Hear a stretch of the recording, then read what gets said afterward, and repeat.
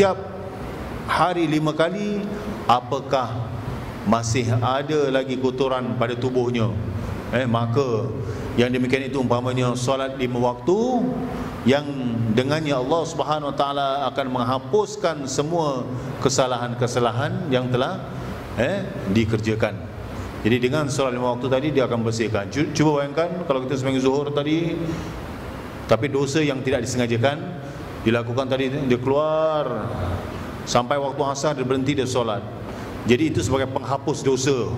Solat yang dikerjakan tadi menghapus dosa bagi mereka yang melakukan dosa sebelumnya tadi, yang tidak disengajalah, ataupun sengaja tapi dia lekas-lekas bertaubat. Dan inilah yang disukai oleh Allah SWT bila seorang tadi melakukan dosa tadi, dia lekas-lekas bertaubat.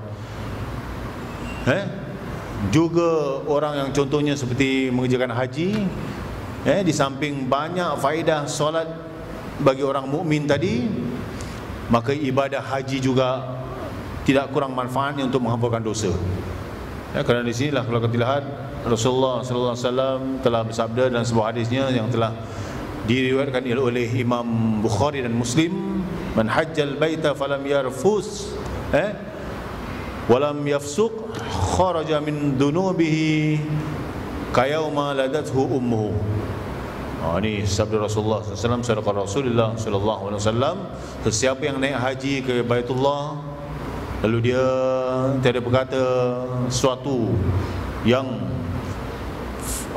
boleh merosakkan ibadahnya tadi, ini berkata-kata yang cabul atau membuat fasik, kejahatan, maka akan terhapuslah dia dari semua dosa-dosanya, persis atau seperti orang yang baru lahir dari ibunya tadi. Jadi bayi yang baru lahir tadi menunjukkan dia terlepas daripada dosanya tadi. Inilah salah satu amal-amal soleh yang boleh menghapuskan dosa-dosa kita, termasuklah solat, puasa, haji dan sebagainya. Dan kalau kita lihat Islam tidak mengenal sistem penebusan dosa. Mengapa? Kerana dalam cara-cara penghapusan dosa dari seorang tadi, Islam tidak mengenal sistem penebusan dosa sebagaimana yang kalau kita dipraktikan oleh agama Masihi ataupun Nasrani. Kerana kalau kita lihat agama Masihi ini membawa kepercayaan bahawa anak Adam itu dilahirkan di dunia memikul dosa bapanya Adam AS yang diwarisinya secara turun-menurun. Ini fahaman fahaman agama Masihi. Jadi dosa warisan ini tidak dapat dihapuskan kecuali dengan jalan Jesus ataupun mereka mengatakan Nabi Isa AS, yang datang untuk mengorbankan dirinya agar disalib, di tiang salib untuk menebus dosa umat manusia seluruhnya. Jadi tidak mungkin manusia itu boleh menanggung dosa orang lain, walaupun dia menanggung dosa nabinya sendiri, tidak mungkin. Dengan percaya dan kepercayaan yang ada ataupun kepada penyalipan Jesus inilah, maka dosa seorang itu akan dapat diampuni oleh Tuhan. Ini kepercayaan orang-orang Masihi. Kalau kita lihat ajaib sekali, mengapa sampai yang dikatakan Jesus tadi yang mesti menanggung dosa Adam dan semua makhluk di muka bumi ini tentunya tidak logik untuk diterima akal yang waras. Kemudian mengapa pula mempersempitkan kekuasaan Tuhan untuk memberi pengampunan, seolah-olah Tuhan itu tidak mengampunkan jika Jesus tidak disalib. Ini pahaman orang-orang yang disebut sebagai orang-orang Nasrani ataupun Kristen tadi. Sebab itulah kalau kita lihat dalam kepercayaan agama kita, agama Islam, cara penebusan dosa tadi tidak ada. Jadi siapa yang membuat dosa, dialah yang menanggung padanya. Kalau dia percaya ada orang lain yang bakal menanggung dosa itu, niscaya dia akan bermaharaja lela melakukan dosa tadi. Jadi kemudian membebankan dosa itu kepada orang lain atau minta orang untuk memohon agar diampunkan dosanya dengan membayar wang atau sebagainya, ini tidak mungkin berlaku. Jadi begitu pula dengan mohon keampunan dosa kepada Tuhan. Setiap orang bebas berhubung langsung kepada Tuhannya, tidak perlu dia mencari orang tengah untuk mendapatkan keampunan Allah Subhanahu wa taala. Sebenarnya kepercayaan setengah-setengah agama tadi ini juga menyempitkan kekuasaan Tuhan, di mana dia hanya menyambut kedatangan setengah makhluknya dan menolak kedatangan makhluk yang lain. Jadi Allah adalah Tuhan bagi semua manusia dan bagi setiap manusia, dan dia sentiasa mengalu-alukan, Allah SWT mengalu-alukan siapa saja yang datang untuk mohon ampun kepadanya. Dia telah berfirman, Allah SWT telah berfirman, ud'uni astajib lakum, mohonlah kepada Tuhan kamu ataupun kepadaku, niscaya aku akan memperkenankan permintaan kamu. Inilah janji Allah Subhanahu wa taala dalam surah Al-Mu'min ayat yang ke-60. Jadi kalau kita lihat, Allah Subhanahu wa taala yang Maha penerima taubat, Allah Subhanahu wa taala yang mengasihi hamba-Nya tadi, sebagaimana dosa yang banyak sekalipun kalau dia kembali kepada Allah Subhanahu wa taala, insya-Allah Allah akan menerimanya. Cuma kalau kita lihat dalam rukun bertaubat ni, dia ada beberapa perkara yang perlu kita fahamkan di sini. Imam Nawawi radhiyallahu an telah mengingatkan dalam Riyadhus Shalihin. Ini kalau kita belajar dan kita Riyadhus Shalihin, bahawa taubat itu hendaklah dilakukan secara sempurna dengan mendahului rukun-rukunnya, seperti berhenti dari maksiat. Jadi seorang tadi bila dia nak bertaubat, dia kena henti. Jangan taubat, maksiat jangan terus. Taubat, dia tidak melakukan, tak hentikan dosanya tadi. Yang kedua, menyesal terhadap dosa-dosa yang pernah dilakukannya. Dia menyesal. Jangan pula dia menceritakan orang lain, dulu aku berhutang ada sampai 400,000. Itu semua tak ceritakan. Pasal apa? Bila kita cerita dengan orang, kadang-kadang orang bukan kasihan. Berbeza dengan Allah Subhanahu wa taala. Kalau kita merayu pada Allah, kita mohon pada Allah, Allah makin makin kasihan. Tapi manusia makin menceritakan, ini dulu begini gini. Jadi kita jangan sekali membuka pekung kita yang lama. Kalaulah kita ada kesalahan yang kita lakukan, kita merayu pada Allah Subhanahu wa taala. Kecuali kepada orang-orang yang tertentu lah, mungkin orang-orang yang dipercayai. Berjanji dengan penuh kesungguhan tidak akan mengulangi dosanya tadi. Itu dia. Jadi bila dia dah melakukan dosa tadi, dia tidak akan mengulanginya tadi, atau dia akan menjauhi perkara tadi. Kononnya dia dah terjebak dengan dadah, dia dipenjarakan, dia bertaubat kepada Allah SWT. Jadi bila keluar tadi, dia bersungguh-sungguh bertaubat.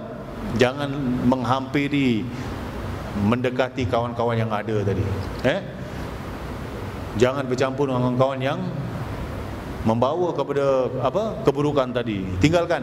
Itu juga salah satu dari kesungguhan kita tidak mengulangi dosa itu tadi.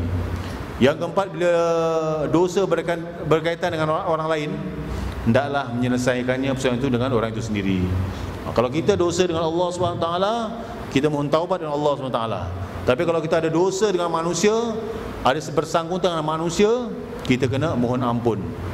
Kita tak boleh minta, ya Allah ampunkanlah aku, ya Allah, kerana aku telah menganiaya dia. Tak boleh, kita kena jumpa dia minta maaf. Haji Mas'ud, saya ni ada hutang awak 2,000. Minta maaf je. Minta maaf tak cukup, kena laksanakan, kena bayar. Kalau 20 tak apa je. Mungkin kalau $20 mungkin boleh dihalalkan lah. Tapi kalau sampai 2,000, kita mungkin kena minta halalkan kalau dihalalkan.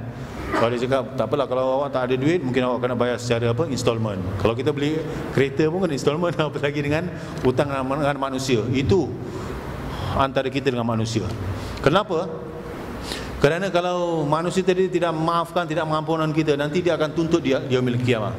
Dia akan tuntut dia yaumil mahsyar. Kerana apa? Kerana dia cakap aku belum settlekan, aku belum halalkan. Sebab itu kalau kita ada kesempatan, jangan tunggu sampai hari raya. Pasal orang kadang-kadang ambil kesempatan di hari raya, maafkan, makan dan minumku, halalkan segala-galanya. Kalau dah halalkan, selamat lah. Tapi kalau engkau ada hutang 2,000, engkau belum bayar ni, sekarang macam mana? Engkau kena settle. Itu biasanya. Kenapa terdapat?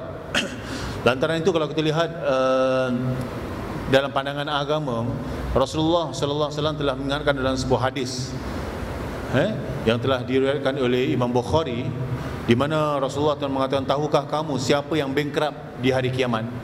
Ini nak diceritakan tentang bankruptcy ni. Jawab para sahabat, yang kami tahu bahawa orang bankrupt itu ialah siapa yang tidak punya wang atau harta.